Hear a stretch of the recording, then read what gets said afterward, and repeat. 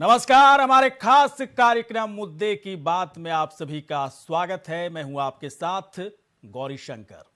जहां योगी सरकार एक नया रिकॉर्ड बनाने जा रही है और रिकॉर्ड है अपने वादे को 100% पूरा करने के वादे, अपने वादे पर खरा उतरने की। जी हां, जो बातें निकलकर सामने आ रही हैं कि 90% वादे योगी सरकार की तरफ से पूरे कर दिए गए हैं। जो 10% वादे हैं उन्हें चुनाव से पहले पूरे कर दिए जाएंगे। जो भी वादे दरअसल संकल्प पत्र में किए गए थे जब 2017 का चुनाव हुआ था, अखिलेश यादव की सरकार थी, समाजवादी पार्टी की सरकार थी। कई मुद्दों पर समाजवादी पार्टी की सरकार फेल हुई और उन्हीं तमाम मुद्दों पर बीजेपी की सरकार की तरफ से संकल्प पत्र में वादे किए गए थे। लगभग 35 ऐसे बिंदुओं को पूरा करने की बात कही गई थी बीजेपी सरकार की तरफ से, जिसे अब दावे के साथ योगी सरकार कह रही है कि हमने 90% वादे पूरे किए। सिर्फ संकल्प पत्र के ही वादे नहीं, बल्कि वैसे तमाम वादे जो उत्तर प्रदेश को विकसित प्रदेश बनाने की तरफ, उस लक्ष्य की तरफ बढ़ाने के काम आ रहे हों, वैसे वादे भी पूरे किए। इसी पर चर्चा करेंगे। विपक्ष क्योंकि परेशान है, सवाल पूछ रहा है महंगाई, बेरोजगारी, किसान के मसले पर, लेकिन विपक्ष इन मसलों पर किया क्या जब उसकी सरकार थी, ये सारे सवाल होंगे। लेकिन चर्चा करने से पहले दिखाते हैं आपको एक खास रिपोर्ट।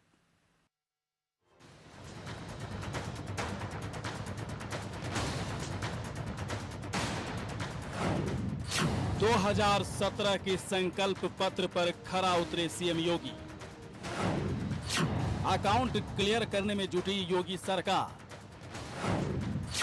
बीजेपी के हर वादे को सीएम योगी ने किया पूरा। हर वादे को पूरा करने में योगी के नाम बन रहा रिकॉर्ड।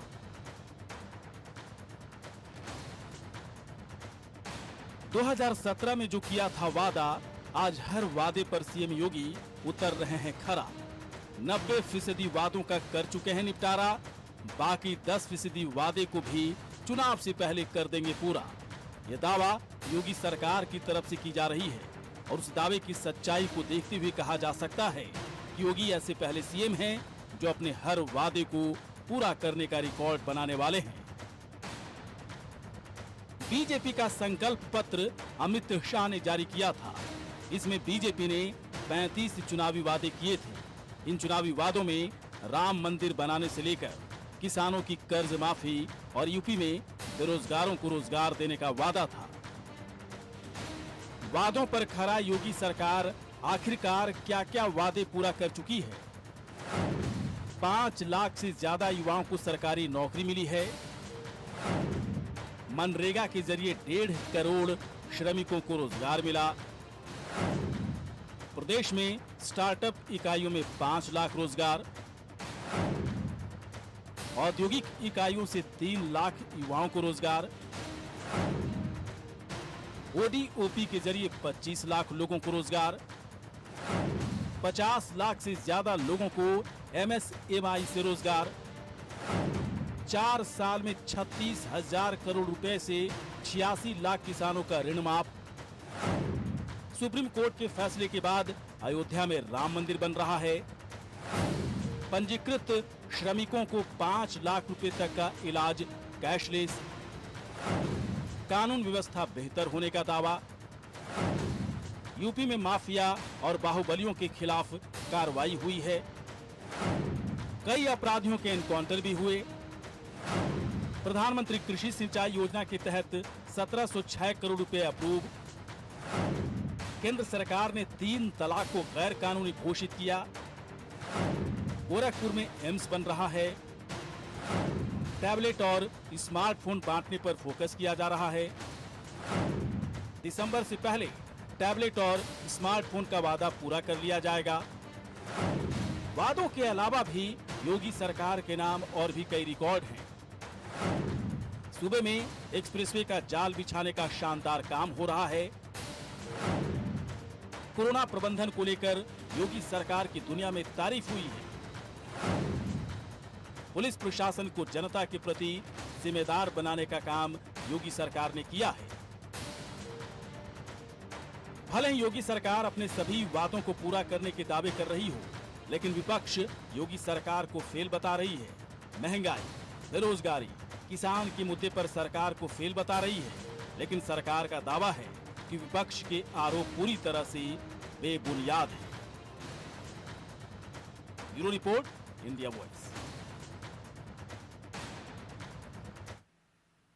तो योगी सरकार दावे कर रही है कि 90% वादे जो संकल्प पत्र में किए गए थे वो तो पूरा हो ही गया है, बाकी जो 10% बचा है वो भी कर देंगे। इसके अलावा और भी कई ऐसे काम हैं जो संकल्प पत्र में तो थे ही नहीं, उन कामों पर भी योगी सरकार की तरफ से बेहतरीन काम किया गया है।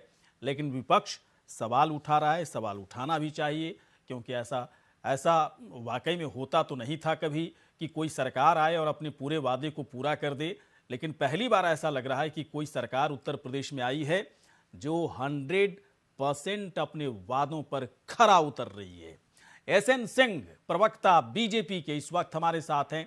सिंह साहब, बहुत बहुत आपका स्वागत है। संजय सिंह जी इस वक्त हैं, प्रवक्ता कांग्रेस के। संजय जी, आपका स्वागत है। कपिश श्रीवास्तव जी इस वक्त हमारे साथ हैं, समाजवादी पार्टी के प्रवक्ता। कपिश जी, बहुत बहुत आपका स्वागत है। राहुल लाल, राजनीतिक विश्लेषक, इस वक्त हमारे साथ हैं, वरिष्ठ पत्रकार राहुल लाल जी, आपका स्वागत है। सबसे पहले आप ही के पास आएंगे राहुल। ये जो दावे किए जा रहे हैं राहुल, नया रिकॉर्ड देखिए, योगी सरकार के नाम एक और दर्ज होने वाला, ऐसा लोग कह रहे हैं। देखिए, हम आप तो बस चीज़ों को देखते हैं, परखते हैं, क्या दावे किए जा रहे हैं, उस दावों में सच्चाई है नहीं है। विपक्ष के सवाल अपनी जगह हैं, सरकार के दावे अपनी जगह है, लेकिन एक पत्रकार के नज़रिए से बताइए। हम लोग घूमते फिरते रहते हैं, जो दावे 90% वाले दावे जो बीजेपी की तरफ से किए जा रहे हैं, कितना सटीक है, कितना सही लग रहा है कि दावों में दम है योगी सरकार के? देखिए, योगी सरकार ने काम करने का प्रयास किया है, लेकिन 90% उनको सफलता मिली हो, व्यक्तिगत तौर पर मेरा निजी मत है कि ये आंकड़े, तो इस आंकड़े से सहमत होना मेरे लिए मुश्किल चीज है। हाँ। लेकिन सबसे बड़ी बात यह है कि जो विपक्षी पार्टियां हैं, उनकी जिम्मेवारी बनती है कि वो संकल्प पत्र, घोषणा पत्र को लें, उसके एक एक पंक्तियों को देखें जब सरकार, क्योंकि अगर ये चीज हो रही है तब तो बड़ी खुशी की बात है। में अगर वो कह रहे हैं कि जब तक सत्ता इस तरह से कार्यकाल पूरा होगा, हो रही है, क्या मतलब होता है राहुल लाल? हो रही है क्या मतलब होता है? केंद्र की 44 ऐसी परियोजनाएं हैं जहां पर यूपी नंबर 1 चल रहा है, तो आंकड़ों की बात नहीं है, ये तो चीजें दिख रही है ना। वो उपलब्धियां हैं सरकार की। गन्ना किसानों को लाखों लाख करोड़ रुपए दी गए, तो दिख रहा है ना। गन्ना किसानों के खाते में पैसे आए ना। राम मंदिर बन रहा है, तो दिख रहा है ना। लैपटॉप और मोबाइल देने का जो वादा था वही पूरा किया जा रहा है। सब चीजें दिख रही है। गौरीशंकर जी, 90% मार्किंग की बात हो रही है, उसके ऊपर कह रहा हूँ। सरकार को सफलता मिली है, मैं अभी भी कह रहा हूँ, लेकिन क्या ये सफलता का दर 100% है? देखिए, 90% और बाकी और कुछ समय में सरकार दावा करने का 100% हो ही जाएगा। तो क्या ये सफलता का दर 100% है? और इसके मामले में अगर सरकार 100% सफलता दर का मामला दावा कर रही है, तो फिर यहाँ से विपक्षी पार्टियों की जिम्मेवारी बनती है कि वो जो कभी जिन्ना पे चले जाते हैं, कभी हिंदुत्व के मामले में जाते हैं, उन मामलों से हटके, क्योंकि अगर ये चीज हो रहा है तो फिर स्वतंत्र भारत पहली बार एक ऐतिहासिक कड़ी होगी है। तो क्या ये चीज सही है? उनको अपने चुनाव प्रचार में इस मामले को गंभीरता से लाना पड़ेगा कि एक सरकार है जो अपने दावों को, तब तो देखिए 100% तो उन्होंने सफलता पाई है। ये कई सारी चीजें ऐसी भी हुई हैं जो घोषणा पत्र में नहीं था, वो भी चीजें हैं। तब तो फिर सरकार का सफलता दर 100% से भी ऊपर का जाएगा। गौरीशंकर जी, ये कह रहा हूँ मैं वही कह रहा हूँ राहुल। देखिए, जो 35 चुनावी बिंदुओं पर पूरा फोकस किया गया था संकल्प पत्र में, जहां तक मुझे याद है अमित शाह ने इस संकल्प पत्र को जारी किया था। उस वक्त तो योगी सीएम बनेंगे नहीं बनेंगे भी नहीं लोगों को पता था, लेकिन बड़ी जिम्मेदारी बीजेपी की तरफ से जब योगी आदित्यनाथ को दी गई तो उन्होंने कर दिखाया। वो अपने वादे पर खरा उतरे, और कहा जाता है ना, मैन ऑफ हिज वर्ड्स। जो उन्होंने वादा किया वो पूरा किया, और सिर्फ 90% नहीं बल्कि 10% पर भी पूरी तरह से काम चल रहा है। और ऐसे ऐसे वादे भी पूरे किए गए जिन वादों का तो जिक्र भी नहीं है संकल्प पत्र में। तो इस हिसाब से तो 200% चला गया, अगर इस हिसाब से अगर देखने की कोशिश करें। लेकिन ऐसा नहीं है कि जो दावे सरकार की तरफ से किए जा रहे हैं वही सच है। इसके पीछे और भी कई राजनीतिक पहलू भी हैं। मैं एसएन सिंह जी के पास आऊंगा। सिंह साहब, एक बात बताएं, ये 90% वाला जो आंकड़ा है, इसको समझाना देखिए बड़ा मुश्किल भी हो सकता है जनता को, क्योंकि विपक्ष पूरी तरह से घेराबंदी करने की कोशिश कर रही है। अखिलेश सरकार का जो कार्यकाल था 2012 से 2017, उन्होंने भी खूब वादे किए, लेकिन 2017 में पार्टी हार गई। नतीजा जो वजह बताई गई कि भाई बहुत सारे वादे अखिलेश यादव की तरफ से किए गए थे, बहुत सारे वादे तो पूरे किए, बहुत सारे वादे पर फेल हो गए। आप लोग क्या इसीलिए 100% दिखा रहे हैं कि देखिए 100 से ऊपर चल रहा हूं? वास्तविकता कैसे बताएंगे जनता को, क्योंकि जनता इस बात को जानना चाहिए। कई चीजें तो देख रही है जनता, कई चीजें जो आंकड़ों की बात है उसे कैसे पेश करेंगे? देखिए गौरी शंकर जी, सबसे पहला तो जो हमारा संकल्प पत्र था, वादा नहीं संकल्प पत्र जो था, उसमें सबसे बड़ा संकल्प पत्र ये था राम मंदिर का मुद्दा। हाँ। और वो प्राय देखे होंगे, ये लोग हमेशा कहते थे कि चुनाव में भारतीय जनता पार्टी केवल ये कहती है और बाद में वो उस पर कोई चर्चा नहीं करते। नहीं, इस पे मैं कह रहा हूँ ना, इस पे कहा जाता है कि रामलला लाएंगे, लेकिन कब लाएंगे तारीख नहीं बताएंगे। ये विपक्षियों की तरफ से मजाकिया लहजे में मजाक उड़ाया जाता था आप लोगों का। तो वही कह रहा हूँ कि सबसे बड़ा जो संकल्प पत्र था, तो हमने वादा किया था कि कानूनी दाव पे जो भी रहेगा, हम हर तरीके से राम जन्मभूमि के प्रति समर्पित हैं और हम कोशिश करेंगे जो कुछ भी पहलू रहेगा अपने तरफ से उसको रख के और मंदिर बनवाने का। और आज आप ये देख रहे हैं उत्तर प्रदेश का सबसे बड़ा वादा ये पूरा हुआ। दूसरा जो था वो बार बार 370 पे भी कहते थे लोग कि भारतीय जनता पार्टी 370 के कानून को समाप्त नहीं करेगी, ये ऐसे ही अपने घोषणा पत्र और संकल्प पत्र में ले आती है। तो दूसरा जो हमारा 370 का था, वो आप देख रहे हैं कि इस तरह वो पूरा होता नजर आ रहा है और पूरे देश में एक तरह का विधान, एक तरह का संविधान, एक प्रधान कार्य कर रहा है। तीसरा, हमने किसानों के कर्ज की बात कही थी और आप देखे होंगे 4 साल में 36,000 करोड़ रुपए लगभग 46 लाख किसानों को हमने दे दिया। मजदूरों को कहा गया था कि जो भी मजदूर होंगे उनको हम 2 लाख रुपए देंगे। अच्छा, छोड़िए, मैं 90% बताएंगे। सुनिए ना सिंह साहब, 90% बताएंगे, बहुत लंबी लिस्ट होगी आप लोगों की, बड़ा वक्त लगेगा। ऐसा कौन कौन सा काम बचा हुआ है जो 10% की बात हो रही है जिस पर आप लोग फोकस्ड हैं, वो थोड़ा सा बताइए। लोग इस बात को जानने में ज्यादा इच्छुक हैं कि 10% बचा हुआ है। बहुत बचे नहीं हुए हैं, काम से अधिक हम लोग काम कर दिए हैं। टेबलेट और स्मार्टफोन को लेके बार बार समाजवादी पार्टी की सरकार के लोग कहते थे, हमने बताया कि चुनाव में जाने से पहले ही हम उसको पूरा कर देंगे। और कानून व्यवस्था उस समय सबसे बड़ा क्वेश्चन मार्क था। क्योंकि आजादी के बाद बीच में कल्याण सिंह साहब की जब सरकार थी तभी उत्तर प्रदेश में कानून का राज था। उसके बाद कहा जाता था कि उत्तर प्रदेश में कानून का राज ही नहीं है। लेकिन सरकार के 45 दिन के अंदर ही गुंडे अपने गले में दस्ती लगा के और थाने का चक्कर लगाने लगे, तो बिल्कुल तरह से कानून का राज आ गया। और आपने ठीक कहा कि अगर हम गिनाने लगेंगे तो बहुत लंबी लिस्ट है। हाँ, चलिए मैं आता हूँ सिंह साहब। 8 घंटे बिजली मिलती थी, 18 से 24 घंटे बिजली मिल रही है। हाँ, तो काम तो हम बहुत किए हैं। सिंह साहब देखिए, ठीक है, मैं समझ गया। देखिए ये लिस्ट तो हम भी दिखा रहे हैं दर्शकों को। मैं आपसे और भी कई सवाल जो इस लहजे से पूछना चाह रहा हूँ, किसके बावजूद आप लोग बैकफुट पर आ सकते हो, क्योंकि प्रियंका गांधी एक्टिव हैं, अखिलेश यादव एक्टिव हैं, कई छोटी मोटी पार्टियां एक्टिव हैं, आम आदमी पार्टी भी खुद को एक्टिव बता रहा है। तो बैकफुट पर लाने की पूरी तैयारी भी चल रही है आप लोगों की। वहां पर क्या तैयारी, एक मिनट, वहां पर क्या तैयारी है, पूछेंगे आपसे सवाल एक छोटे से ब्रेक के बाद। बाकी मेहमानों के पास फिर हम आएंगे दोबारा। चलिए, ब्रेक के बाद स्वागत है। और बड़ा सवाल यही है कि क्या उत्तर प्रदेश में योगी की सरकार वाकई में 90% अपने वादे को, जो संकल्प पत्र में जो वादे किए गए थे, 90% अपने वादे को पूरा कर लिए हैं, 10% ही वाकई में बचा हुआ है, या फिर बहुत ऐसे अधूरे काम हैं जिन कामों को करना पहले जरूरी था और वो नहीं हो पाया। जनता सवाल पूछेगी, विपक्ष तो सवाल उठा ही रहा है। चलिए चलते हैं, समाजवादी पार्टी के प्रवक्ता इस वक्त हमारे साथ हैं, उनके पास चलते हैं। कपिश जी इस वक्त हमारे साथ है। कपिश जी, बहुत बहुत आपका स्वागत है सर।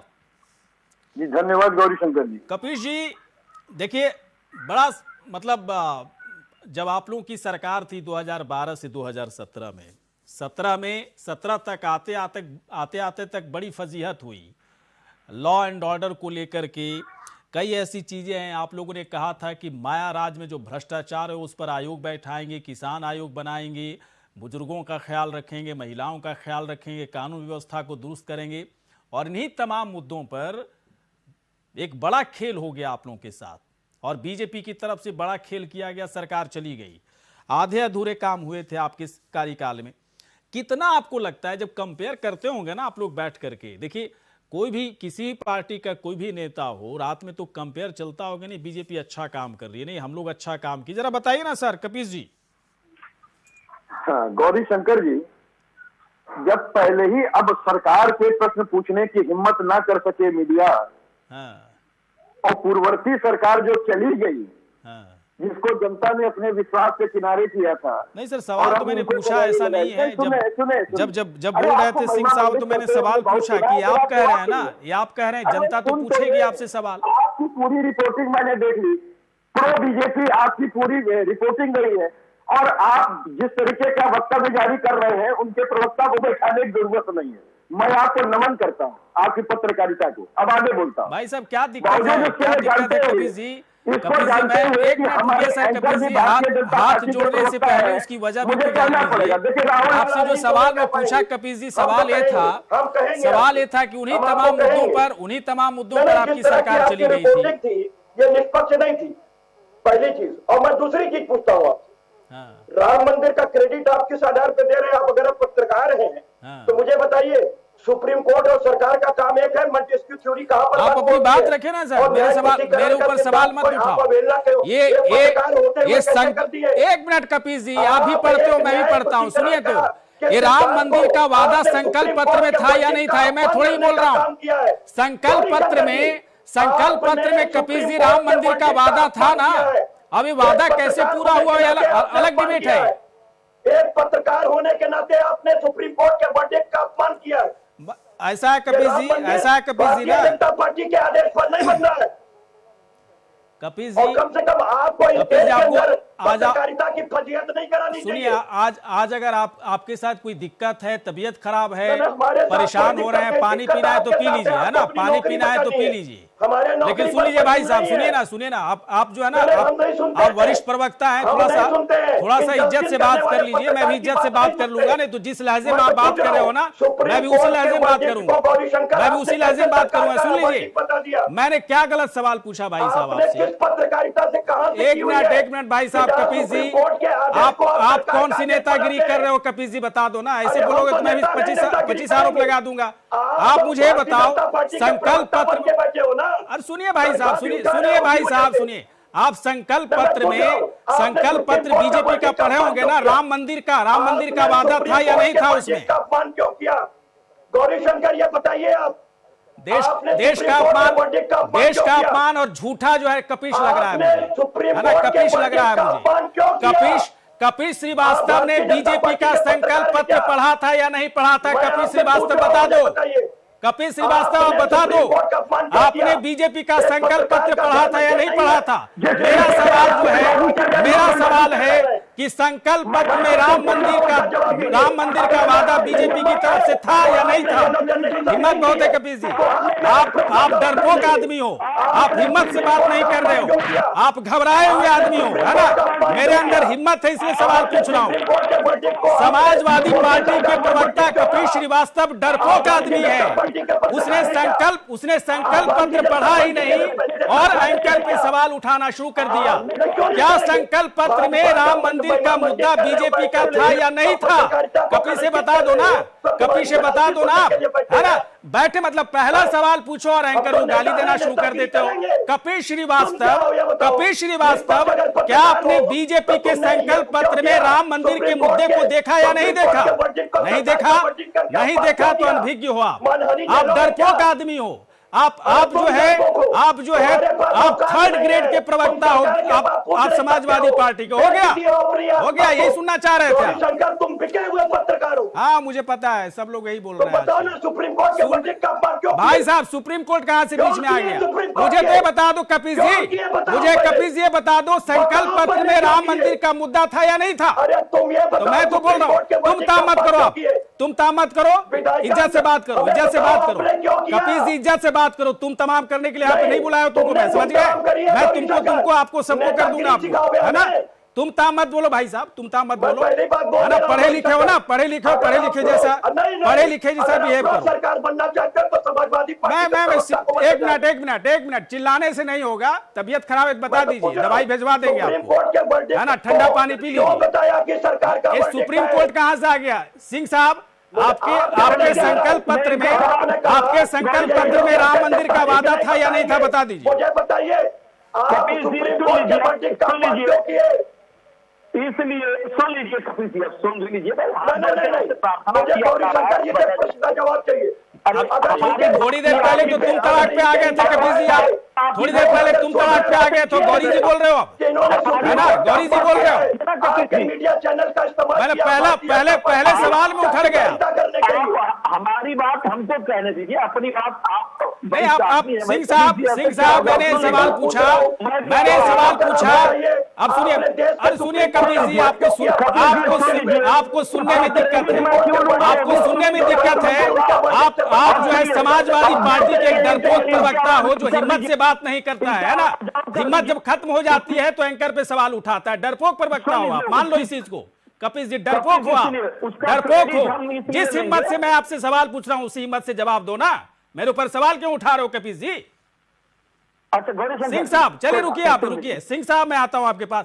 आपके जो है संकल्प पत्र में राम मंदिर का मुद्दा था या नहीं था सर, बताइए। ये सुप्रीम कोर्ट ले आए भाई साहब जो है कपिल जी, ज्यादा ही पढ़े हुए हैं संकल्प पत्र, बताइए जरा एक लाइन बताइए आप। कहा है तो मैं कह रहा हूं उस मुद्दे को हम इसलिए अपने पक्ष में लेना चाहते हैं क्योंकि राम मंदिर की लड़ाई कौन लड़ता था? जो राम भक्तों पे गोली चलाता था वो तो नहीं लड़ता था। कहा ही जाता था कि भारतीय जनता पार्टी केवल राम मंदिर बनवाने के लिए आई है। वही बात है ना, सुप्रीम कोर्ट ला रहे हैं भाई साहब। कार सेवकों पर गोली चलाने वाले लोग तो यही बात करेंगे। उसके बाद कहेंगे कार सेवक पर गोली चलाने वाले लोगों के खिलाफ समाजवादी पार्टी की बात कैसे कर दिया आपको? बीजेपी के प्रवक्ता है कपिल श्रीवास्तव बैठे हुए हैं भाई साहब। हो सकता है कपिल जी आप बहुत बड़े प्रवक्ता हैं, लेकिन जानकारी थोड़ी अधूरी है आपकी। मैं लेता हूं छोटा सा ब्रेक के बाद हाजिर होता है। चलिए ब्रेक के बाद स्वागत है। हर वादे पर यूपी सरकार, योगी सरकार खरे उतर रही है, एक रिकॉर्ड बनाने की तैयारी चल रही है। इस बात से विपक्ष को परेशानी है। मैं तो पहले ही बोला था कि परेशानी हो सकती है, जनता को भी परेशानी हो सकती है। वो भी सवाल पूछ सकती है कि 90% आपने काम पूरा किया तो कहां कहां किया? कुछ काम तो दिख रहा है, कुछ काम दिखाना पड़ेगा, कुछ काम अभी करना पड़ेगा। एक मिनट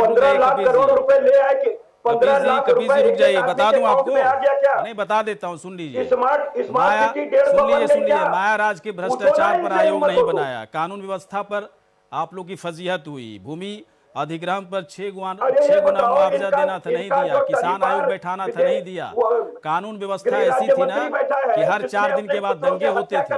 अभी रहने दीजिए, है ना। अगर अच्छा काम किए होते तो अभी इस तरह से घबरा के बात नहीं करते मेरे साथ, जो है ना कॉन्फिडेंस के साथ बात करते जैसे सिंह साहब बात कर रहे हैं। और हो सकता है कि इस वक्त हमारे साथ जो अगले संजय सिंह है ये भी कॉन्फिडेंस के साथ बात करेंगे। प्रियंका एक्टिव है इनकी जो है। संजय जी, प्रियंका गांधी देखिए बहुत एक्टिव है। कल एक सवाल पूछे थे सर आपके प्रवक्ता से कि मुझे थोड़ा बताइए कि अलग अलग राज्यों की जो मैं स्थिति देख रहा हूं, चाहे राजस्थान है, पंजाब है, इवन उत्तर प्रदेश है, प्रियंका गांधी खूब एक्टिव है, कोई डाउट नहीं है। मैं तो कह रहा हूं इस बात को, हर लोगों को कहता रहता हूं कि प्रियंका गांधी एक्टिव है पूर्वांचल में, लेकिन कांग्रेस पार्टी पूरी तरह से प्रियंका के साथ नहीं है, क्योंकि कुछ चीजें ऐसी हो रही हैं जो आपको पता है। मैं नाम भी लेना चाहूंगा, मैं नाम बता देता हूं। मणिशंकर अय्यर जी हैं, सलमान खुर्शीद जी हैं, राशिद अल्वी जी हैं, राहुल गांधी भी हैं। कुछ ऐसे बयान हो रहे हैं, कुछ इस तरह से खींचम तानी हो रही है। ऐसा लग रहा है कि प्रियंका गांधी अकेले पड़ गई हैं उत्तर प्रदेश के चुनावी पिच पर। बताइए सर, मैं सही हूं या गलत? देखिए, प्रियंका गांधी जी कहीं अकेले नहीं हैं। ये उत्तर प्रदेश के चुनाव हैं, उसमें ऐसी बातें आ रही हैं और बातों को तोड़ मरोड़ कर जो पेश किया जा रहा है, और चूंकि उसमें बहुत सी बातें हमारे वरिष्ठ नेताओं की निजी बातें हैं, वो निजी उन्होंने अपने विचार रखे हैं, कांग्रेस को जोड़कर नहीं रखा है, लेकिन उसमें उन्होंने स्पष्टीकरण दिया है। तो मुझे लगता है कि प्रियंका जी अकेले नहीं है, प्रियंका जी अपना काम कर रही हैं, प्रभारी महासचिव हैं, और उत्तर प्रदेश कांग्रेस पूरी मजबूती से, उत्तर प्रदेश का कार्यकर्ता, उत्तर प्रदेश में जो वरिष्ठ नेता है वो प्रियंका जी के साथ खड़े हैं। और हमारे कांग्रेस के जितने कार्यक्रम हैं, प्रियंका गांधी जी के जो भी कार्यक्रम चल रहे हैं, प्रियंका जी जो सवाल खड़े कर रही हैं, प्रियंका जी जिन पीड़ितों के यहाँ जा रही हैं, अंत में सुप्रीम कोर्ट तक जो है वो प्रियंका जी की बातों से अपने आप को जोड़ रहा है। प्रियंका जी ने लखीमपुर का मुद्दा जो बड़ी मजबूती से उठाया, सुप्रीम कोर्ट ने वहां पे उत्तर प्रदेश के बाहर के जजों को नियुक्त किया जांच के लिए। कहीं ना कहीं उत्तर प्रदेश में कमी थी यहाँ पे, और सुप्रीम कोर्ट को लगा कि यहाँ के जज न्याय नहीं कर पाएंगे, तो बाहर के जजों को जांच दी गई। अच्छा ठीक है सर, मैं समझ गया। देखिए मैं यही बात संजय जी मैं भी कह रहा था कि आप लोग एक्टिव हो, इसके बावजूद मुझे थोड़ा सा डाउट है। आप सुनिए, तो डाउट ये होता है ना कि अगर प्रियंका गांधी इतनी एक्टिव हैं, पूरी कांग्रेस पार्टी उनके साथ है, तो फिर ये पलीता लगाने वाले लोग कौन है? क्या इनका इलाज कांग्रेस पार्टी के अंदर है या नहीं है, या फिर मणिशंकर अय्यर के बयान को आप लोगों ने एक्सेप्ट कर लिया या मजाक की तरह लिया? सलमान खुर्शीद की किताब को बिना पढ़े उसको एक्सेप्ट कर लिया, है ना? राशिद अल्वी को समझाने में आप लोग विफल रहे, क्योंकि इसका असर होगा सर, इसका असर होगा संजय जी, मुझे पता है ये चीज जो है। देखिए सलमान खुर्शीद साहब ने जो किताब लिखी है, उसमें जो बात लिखी है उन्होंने हिंदुत्व को लेके, उन्होंने बाद में अपनी सफाई भी दी है जो सोशल मीडिया पे वायरल हुई। उन्होंने कहा कि भाई मैं ऐसे मुसलमानों को जो इस तरह की गतिविधियां करते हैं, मैं उनको बोको हराम करता हूं, और मैं उन मुसलमानों को अपने से अलग करता हूं। मैं एक मुसलमान हूं, उन मुसलमानों को अपने से अलग करता हूं। चुनाव से पहले किताब लिखने की जरूरत क्या थी सर की सफाई? गौरी शंकर जी मेरी कम से कम मेरी बात तो आने दीजिए। फिर सलमान खुर्शीद जी का नैनीताल में घर जलाया जाता है। आप एक बात बताइए, जो लोग घर जला रहे हैं, क्या वो संवैधानिक रूप से, कानूनी रूप से सही है? एक व्यक्ति जो सुप्रीम कोर्ट में वकील है, वो कहता है कि भाई अगर हमने कोई बात, हमारी अभिव्यक्ति आपको गलत लगती है तो उसके कानूनी रास्ते हैं, आप कार्रवाई करिए। आप उनके घर को तो नहीं जला सकते हैं।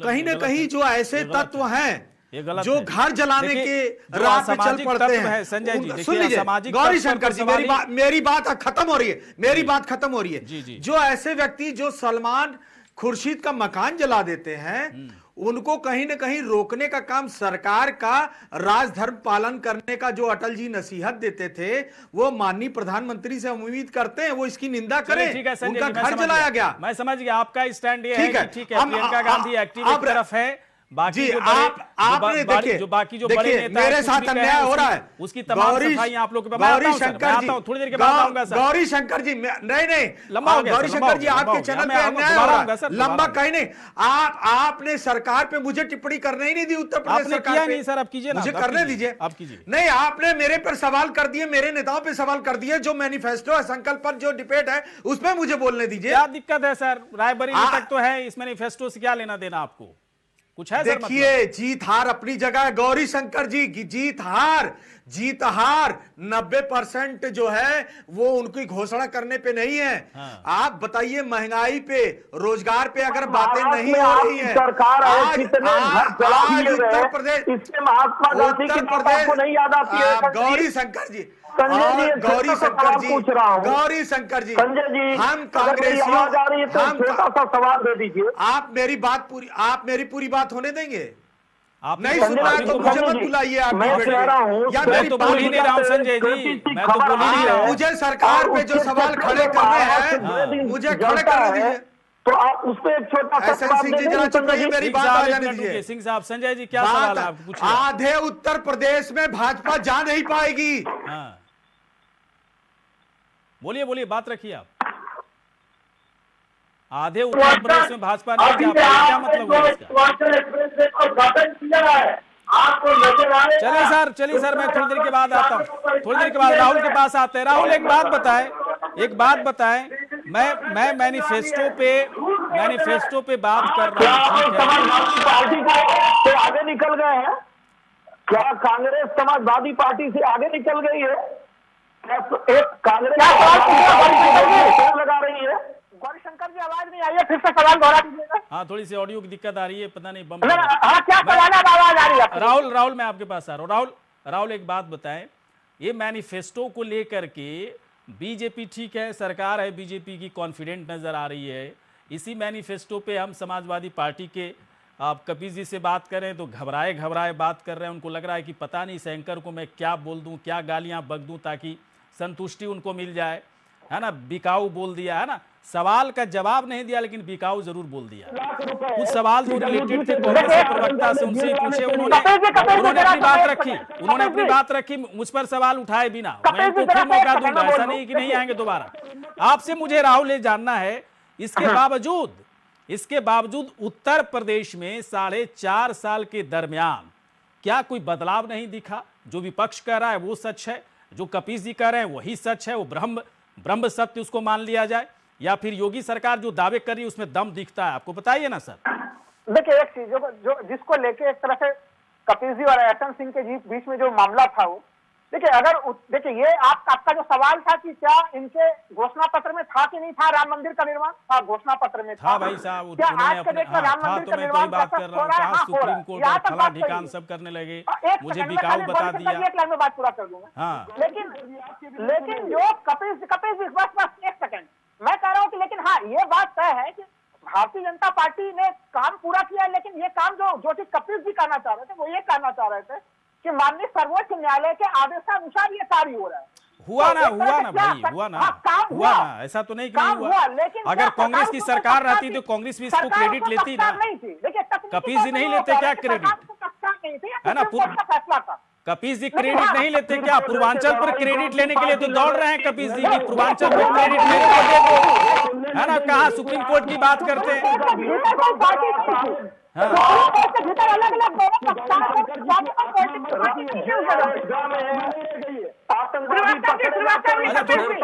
एक मिनट मैं ब्रेक लूंगा, थोड़ी सी ऑडियो की दिक्कत आप लोगों की तरफ से आ रही है। मैं थोड़ा सा एक ब्रेक लूंगा, ब्रेक के बाद में आता हूँ, छोटे से ब्रेक के बाद हाजिर होते हैं। और चलिए ब्रेक के बाद स्वागत है। बात हो रही है कि क्या 90% जो वादे संकल्प पत्र में किए गए थे, 90% वादे पूरे हो गए? कुछ और ऐसे काम भी सरकार की तरफ से किए गए हैं जो वादों के अलावा है। 10% जो बचा हुआ काम है चुनाव से पहले हो जाएगा। विपक्ष सवाल उठा रहा है, जनता भी सवाल उठा सकती है। इसकी सच्चाई, इसको स्कैन करने की कोशिश हो रही है। चलते हैं बीजेपी के प्रवक्ता सिंह साहब के पास। सिंह साहब, देखिए लंबी लिस्ट है 90% का, 10% की लिस्ट भी काफ़ी लंबी हो सकती है। मुझे थोड़ा सा बताएं कि जो विज़न है काम करने का, कैसे इस विज़न को पूरा कैसे किया जाएगा? यदि समाजवादी पार्टी, कांग्रेस, है ना, तमाम जनता के बीच से जब सवाल उठेंगे, बैक फुट पर कभी ना कभी आपको आना पड़ सकता है, क्योंकि ये काम नहीं हुआ, वो काम नहीं हुआ, ये सवाल उठेंगे ना। खासतौर पर बेरोजगारी का मुद्दा, किसान का मुद्दा, महंगाई के मुद्दे पर थोड़ी सी अलग तरह की एक्सरसाइज करनी पड़ेगी चुनाव के वक्त। क्या देंगे जवाब सर आप? ये तमाम चीजें दिखाएंगे तो मानेगा क्या कोई? जी, बड़ी अच्छा सवाल था आपका गौरीशंकर जी। मैंने कहा कि हम लोग जो भी वादा किए थे, होली लंबी लिस्ट है, समय ज्यादा लग जाएगा। कृषि क्षेत्र में हम वादा किए थे, उसका विकास किए। गुंडा राज्य को समाप्त करने का हमने वादा किया था कि हम गुंडा राज और भ्रष्ट नहीं हुए, बड़ी 90% काम करेंगे, युवाओं को रोजगार देंगे। आ रहे हैं कभी से, आ रहे हैं आपके पास, थोड़ा पानी पी लीजिए आप। और हम 5 लाख, मुझे पता है मेरे अगले सवाल से फिर भड़क हो गया। पानी पी लीजिए आप, पहले बोलने दीजिए सिंह साहब। बहुत बुनियादी बदलाव हमने किए हैं, उसको भी देख सकते हैं। गरीब कल्याण के लिए तमाम योजनाएं चलाई जा रही है, उसको फ्री में आवास, फ्री में भोजन, उसको कनेक्शन, बिजली कनेक्शन, किसानों को ग्रुप बना के पूंजीवादियों की। अरे सुन लीजिए, आज बुलडोजर से क्यों आपको डर लगने लगा है? बुलडोजर से डर किसको लग रहा है? अपराधी को डर लग रहा है और अखिलेश जी को डर लग रहा है। एक साधारण आदमी के बुलडोजर से क्यों डर लगेगा? इसलिए घबरा गए हैं गौरीशंकर जी, बहुत घबराए हुए हैं। मैं नहीं कह रहा हूं कि क्यों घबराए हुए हैं। अब 90% योगी सरकार ने काम कर दिया, इसलिए घबराए हुए। आते हैं कपिल जी, सुनिए सवाल सुनिए। सिंह साहब अपनी बात पहले पूरी कर लीजिए, इसके बाद कपिल जी के पास है। कपिल जी का ऑडियो डाउन कीजिए पहले, सिंह साहब की बात पूरा सुनेंगे पहले। सुन लीजिए। हाँ गौरीशंकर जी, हमने जो एक दो काम प्राय नहीं पूरे किए हैं उसमें भी हम लगातार लगे हुए हैं कि उसको पूरे कर दें।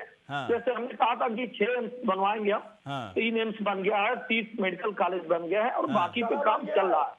हमने लैपटॉप टेबलेट देने की बात कही थी जिसको हम अभी तक पूरा नहीं कर पाए हैं, लेकिन आपको भरोसा दिलाते हैं 1 महीने में हम उसको भी पूरा कर देंगे।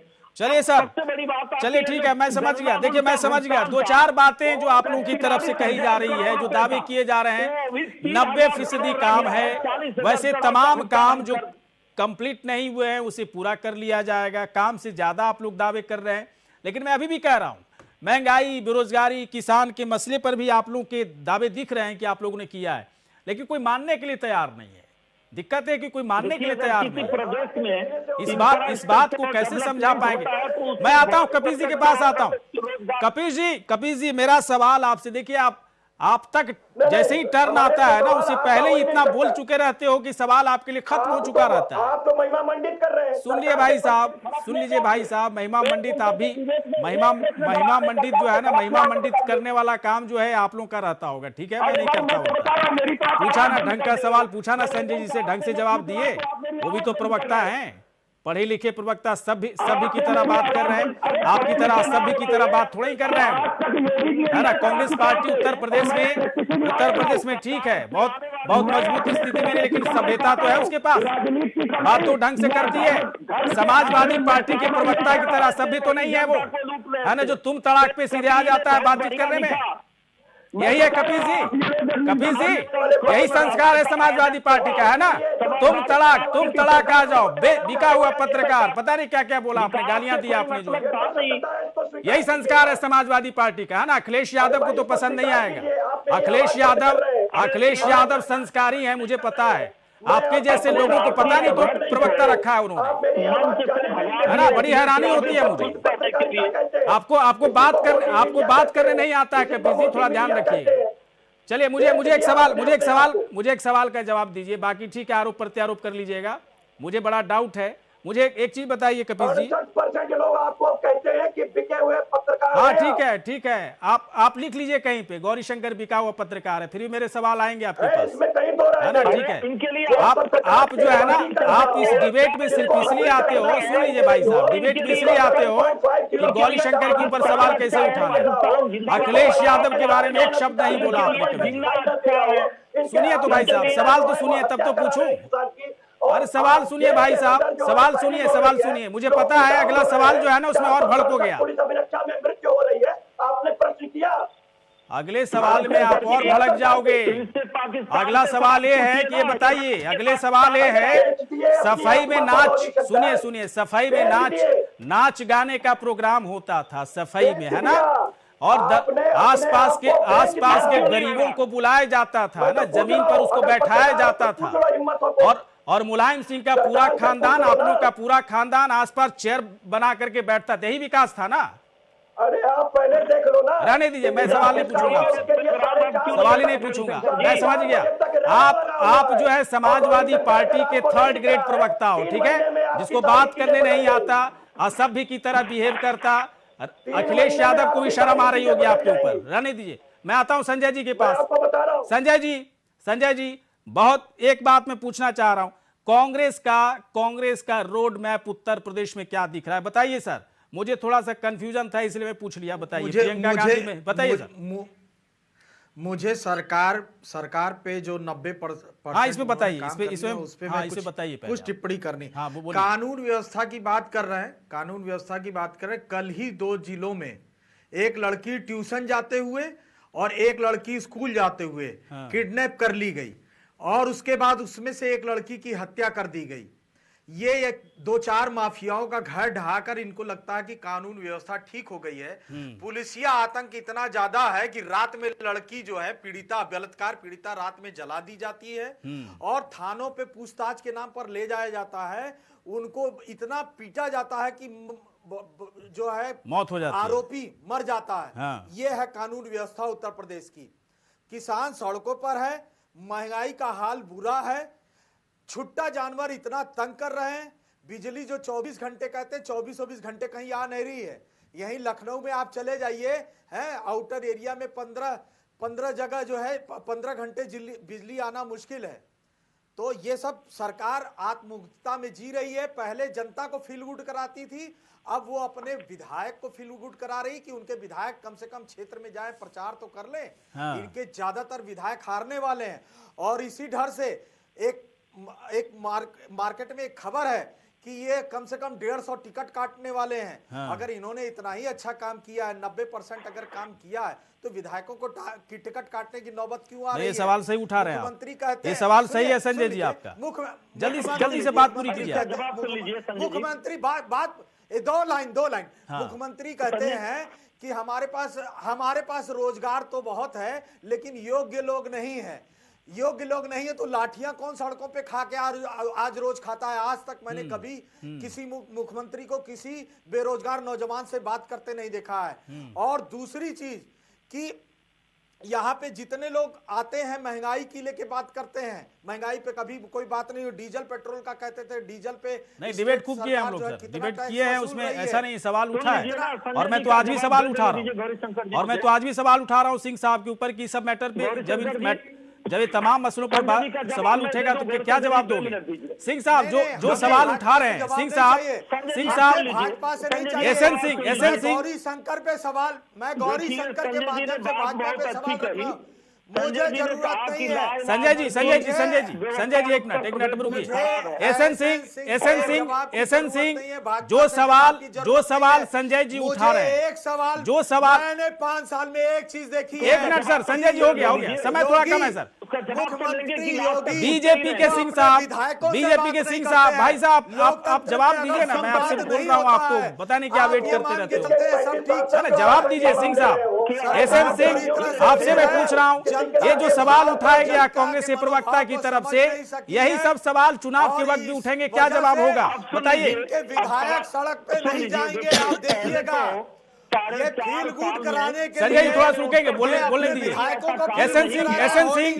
एसएन सिंह जो आप जो सवाल उठा रहे हैं उसका जवाब दें। फील गुड करते करते हार जाएंगे। सरकार को हराने का मंच बना चुकी है। कपिल जी आपको थोड़ा सा रुकी जाओ। पहले डिबेट में बैठने का तरीका आपसे पहले समझ लो सर, है ना? सवाल वही सवाल पूछे थे आपसे जो सवाल संजय जी से पूछे, लेकिन दे रहे हैं ना जवाब इसका। एक मिनट संजय जी एक मिनट संजय जी रुकिएगा थोड़ा सा। संजय जी थोड़ा सा रुकिए, आप थोड़ा सा रुकिए भाई साहब, रुकिए ना। संजय जी थोड़ा सा रुकिए। संजय जी का ऑडियो डाउन कीजिए, कपिल जी का ऑडियो डाउन कीजिए। मैं एसएन सिंह के पास जा रहा हूँ। सिंह साहब बहुत ही कम शब्दों में 30 से 40 सेकंड में बताइए, जो सवाल कांग्रेस के प्रवक्ता की तरफ से उठाया गया, ये सेम सवाल मैं भी उठा रहा हूँ। इन सवालों के बाद ये तमाम तरह की जो आंकड़े पेश जब करेंगे, क्या वाकई में आप लोग कर पाएंगे? क्योंकि है कई ऐसे मुद्दे हैं जहां पर बैकफुट पर हो आप लोग। देखिए, सुन लीजिए गौरी शंकर जी, हमारी सरकार जो है वो चाहे पहला दिन हो चाहे लास्ट दिन हो, हम समय का इंतजार नहीं करते हैं। हमारी सरकार जनता की सरकार और हम जनता के लिए कार्य करते हैं। भाई साहब की 3 बातें थे, तीनों का जवाब दे दूं। इन्होंने जल्दी दीजिए सर, जल्दी से। आप सोच रहे होंगे तो मैं बताऊं कि त्रिपुरा में एक छोटी सी घटना हुई। महाराष्ट्र में किसकी सरकार है? संजय बाबू की सरकार है, कांग्रेस से मिली जुली सरकार है। हाँ। और वहां पे तमाम 2 दिन तक किसके देख रेख में चलता रहा। हाँ। मैं पूछ रहा हूँ उत्तर प्रदेश में इस तरह की घटना क्यों नहीं हो जाती है? हाँ। महाराष्ट्र में जिसकी सरकार थी उसकी जिम्मेदारी थी। इन्होंने कहा कि एक लड़की को जला दिया गया, तो लड़कियों के प्रति इतना अपराध हो रहा है, लड़कियों के साथ बलात्कार होता है, किडनैप हो रही है। अगर भाजपा नहीं देख पा रही है तो इसमें कांग्रेस और विपक्ष की क्या गलती है? 9 रुपए का प्याज मिल रहा है, आप बंद करके बैठ लोगे शुतुरमुर्ग की तरह। नहीं देखिए मुद्दा, देखिए एसएन सिंह जी देखिए मुद्दा तो है महंगाई। देखिए सब कुछ अच्छा कर दीजिए, लेकिन अगर किसी को खाने पीने के लिए, सामान खरीदने के लिए ज्यादा पैसे अगर पेड करने पड़ रहे हैं ना, तो वो सवाल उठाएगा। वो सवाल जनता का ही होगा, जनता का सवाल विपक्ष का सवाल होता है। और विपक्ष और जनता और तमाम लोगों से हम लोग सवाल पूछते हैं। किसी को हम लोग का सवाल अच्छा लगता है, किसी को बुरा लगता है, लेकिन ये सब सवाल हैं। लेकिन एक बात तय है कि अगर समाजवादी पार्टी अपने कार्यकाल में अगर बेहतरीन और अच्छा काम की होती तो समाजवादी पार्टी की सरकार नहीं जाती। इसका मतलब है कि समाजवादी पार्टी की सरकार ने अपने वादों पर पूरी तरह से काम नहीं किया। आप लोग को मौका मिला, बीजेपी को मौका मिला, बीजेपी कह रही है 100% करने वाले हैं, लेकिन जनता कितना एक्सेप्ट करेगी, डाइजेस्ट करेगी, ये बड़ा सवाल है। एसएन सिंह जी, चलिए आप तमाम लोग यहां पर आए, तमाम लोग, कपीस जी आए, राहुल लाल आए, एसएन सिंह आए, संजय सिंह आए। कपीस जी थोड़ा सा भटक गए, मुझे लग रहा था मेरे सवाल का जवाब देते तो ज्यादा बेटर था। मुझ पर सवाल उठाने से ज्यादा अच्छा होता है कि मेरे सवाल का जवाब देते। मैं कोई सॉफ्ट सवाल तो जो है संजय सिंह से नहीं पूछा, लेकिन उन्होंने जवाब दिया, है ना। कपीस जी, ऐसा है ना, सभ्यता बड़ी जरूरी चीज है ना। समाजवादी पार्टी में अखिलेश जी आपको देख करके उनको शर्म आएगी थोड़ी सी, है ना। सभ्य तरीके से थोड़ा बर्ताव कीजिए। चलिए आप सब आए सर, शुक्रिया, धन्यवाद।